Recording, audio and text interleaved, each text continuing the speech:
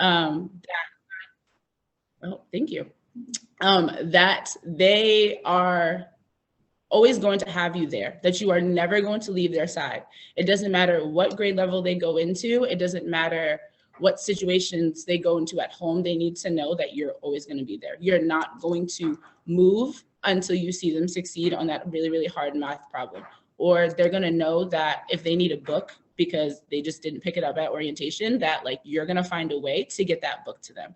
My students, literally, when I mean, are like parts of my body. Even in a pandemic, they really are. Like my students, if they don't think I'm paying attention to them, they get frustrated. And at first I was like, why are you guys so clingy? But I literally quickly understood and like was getting for myself is like, they just need to know that I'm there. So that might mean I just might have to stand next to them while they're having a horrible day. Or that means I'm calling them on their phone after school saying, hey, like, I love you and I care about you. They just need to know that I'm always there. So I'm thinking about next year and I'm like, okay, my confidence level is real, real high. You can't tell me nothing because I taught in the pandemic. And now I have this foundation of just always being my scholar support system. So now I'm gonna hit the ground running. Me and my lemons, if you wanna come see me next year, being the best teacher in Massachusetts, feel free. But I'm just happy that like Alma has taught me so much about myself as a person, as a teacher, as a friend, as a daughter. I'm just really happy that you guys chose me. Thanks. That's a tough act to follow, the best teacher in Massachusetts, but here I go. So my name is Elizabeth Dewar, and I have been teaching elementary art at the Ottawa campus for 4 years. As a co-curricular teacher, I was teaching both in person and remotely since the start of the school year. And like many of you, last summer, I spent a lot of time plowing through blogs, trying to figure out how do you teach remotely. And one of the things that really resonated with me, it was really simple, was when you are teaching remotely, teach standing up. The idea being that if you're standing, you're going to be more natural and teach in a way that you do in person. The reason this resonated with me so much is because I recognize how much I utilize movement and gesture in my teaching. And that tip helped me to really capitalize on movement in my classes, whether remote or in person. So I really began to actively pursue more opportunities for movement and recognize that in my scholars, this helped not only with vocabulary and with like reinforcement of ideas, but they really got the concepts better. And most importantly, it fostered more engagement with my scholars. My classes became more joyful as a result of movement. Yesterday, Shantae said something that I found kind of profound. She said that movement aligns with how children thrive naturally. And like, I could not agree more with that. And it took a worldwide pandemic for me to fully embrace this idea that's so powerful, a strategy that reinforces concepts and brings more joy to your classes just through this simple act of incorporating more opportunities for movement for your scholars. So if you want to share some joy, ask a first grader to show you our repetition, psh, psh, repetition, psh, psh, variation, TikTok dance.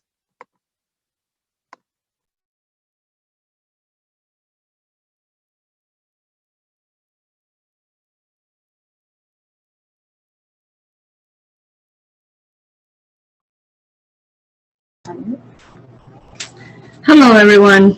So my name is Rosie Romero, and while some of you know me as the cafeteria worker or the lunch lady at the Frederick Douglass campus, I've actually been a part of the Alma community for much, much longer. As an Alma parent since Alma opened in 2011, my son AJ started at Alma as a second grader that year. At the time, AJ was reading while below grade level and did not like school. If we had asked him then about going to college, he would have said, absolutely not. I hate school. Well, now he's wrapping up his junior year at Greater New Bedford Voc Tech as he is focused on his future. he tells us he wants to go to Bunker Hill Community College in Boston to study business so he can become a bakery owner. I always known that Alma teachers care so much about their scholars and work so hard to help each other, help each one of them succeed. Well, I thought I knew just how hard it was. Last spring, when the school building closed and my daughter KK was in the middle of her 6th grade year at Alma, that was a real eye-opener for our family. My daughter receives lots of support from Alma staff. And when school closed, I was trying to help her. Alma teachers were there for us at every step. So while I always knew that Alma teachers were special, this past year showed me how incredible you all are. So from the bottom of our hearts, thanks the staff of Alma Del Mar.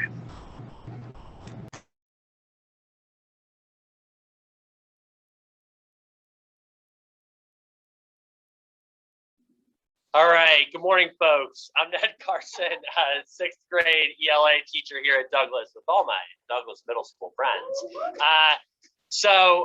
For me, my defining image and experience for myself of teaching in the pandemic is at 4:30, stress cleaning in the kitchen and doing dishes as I'm worried about texts I've sent to parents that are to the wrong parents where I copied and pasted so-and-so is missing this writing from this day, but it actually was not their kid. And so it's funny to think that that was my life 2.5 months ago or however, even shorter than that, really not that long ago. And I think that at that time, if you were to check in with me, I was in a very dark place. It felt terrible, right? I felt like kids weren't learning. I felt like I was not being effective. It felt really bad. And I think that coming back in the building has been really a blessing. One, it's just been amazing for the kids. And two, I think it's really just allowed me to maybe see some of the things that I was missing at the time. And I think that through this whole pandemic and seeing the kids in person and getting to talk with the families a little more as they're back here, it helped me to see that through everything, our scholars and families are just tremendously resilient. And it took so much for our families to be able to get their kids through this pandemic in one piece, with their mental health the best it could be. With their academics, in some cases, kids thriving in remote learning and getting through this on grade level or even above. And then also something that's been really heartwarming to me coming back in person is I think as teachers, we can get so caught up in the day-to-day, and seeing these kids in person is such a good reminder that all of our families, all of our kids, they really want to do well. They really want to succeed. They want to do amazing in school. They want to be proud of themselves. And yeah, I'm just so proud of them. And then lastly, Alma is a really special school for these families, and they love this place and they choose us for a reason. And I think we run this weird lab rat experiment where we take a bunch of 6th graders that don't know each other at all and dump them all in the same place. And it's funny seeing how even out of nowhere, the community that forms right away, sometimes a toxic community, but a community nonetheless in middle school. And they really do love each other. And I think even if they maybe don't have the words for it, they love this school and they pick it for a reason. And it's just, I guess, the thing that I've learned from this experience and coming back in person is what a privilege it is to do this job. And despite all the frustrations that can come with any kind of teaching or teaching remotely or teaching anywhere, really, it's just such a privilege to get to work with these young people. And I want to hold on to that and remember that and keep that going forward, to just think about what a special job and what a blessing and what a responsibility we have to do this work. So thank you, guys.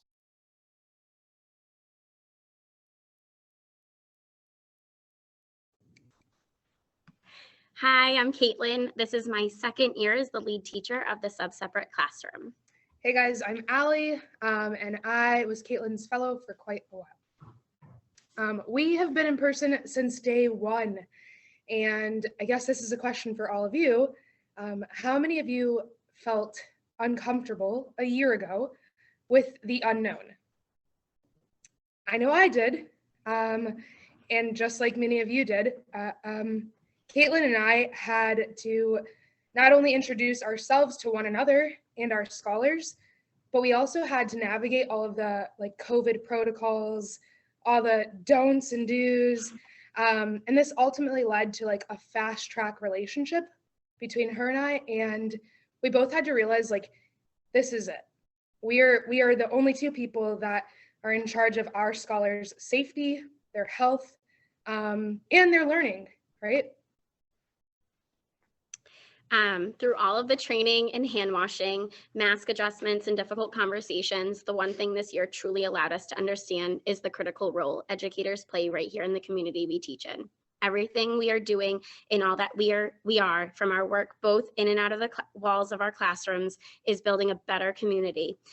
When we hand over the tools to our scholars, we set them up to be successful, functional, and independent adults that are prepared for anything that comes their way, even a global pandemic.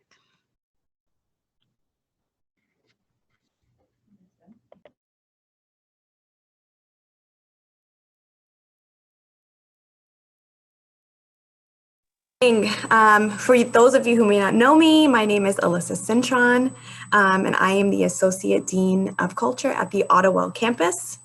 Before I begin, I just want to thank Alma for giving us this platform. Personally, this year I'm working on vulnerability, so I'm going to be a little vulnerable with you guys today, and I feel so comfortable and thankful that I have all of you amazing people that I can feel comfortable with to open up to, so I appreciate that. So my role at Alma is to help support our scholars who may be exhibiting behaviors throughout the school day. I've been at Alma for 2 years now, and I've been able to reflect and grow as an individual. I have been able to relate and connect with scholars in many ways, which has helped foster great relationships with them. I've learned that being able to relate to our scholars on a personal level is the foundation to creating an open and trustworthy relationship with them. Like some of our scholars, I've had similar experiences in my childhood that they may have had or are currently going through. I myself endured childhood trauma that will forever affect my life. My home life was not always the healthiest and very chaotic at times. My parents were 15 and 16 years old when I was born and were still growing up themselves while trying to raise 2 children. I was exposed at a very young age to chronic mental health issues in my household and drug use. Due to my circumstances, I had to grow up very quickly and in turn develop my own mental health issues.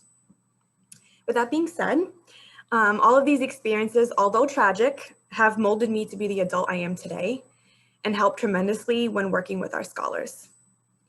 Relating to the scholars and telling my story lets scholars know that they are not alone. If Ms. Cintron can get through it, then so can they. Being vulnerable with these scholars has allowed them to open up to me and build trust with one another. I'm sure some of you are probably thinking, well, I can't relate in that way. You know, I haven't had that similar childhood experience. But I'm here to tell you that there are many ways to relate to our scholars. Take the time to listen to what interests them. Indulge yourself in Gen Z culture. Learning the slang, here are a few examples. Saying no cap or capping when they're lying. Saying extra when someone is doing the most. And the ever so famous period to end an important statement. The list goes on and on. Learn the TikTok dances, listen to their music, play a couple games of Fortnite. Finding that one thing that you can relate and connect with these scholars will make a world of a difference in relationship building. Thank you guys so much.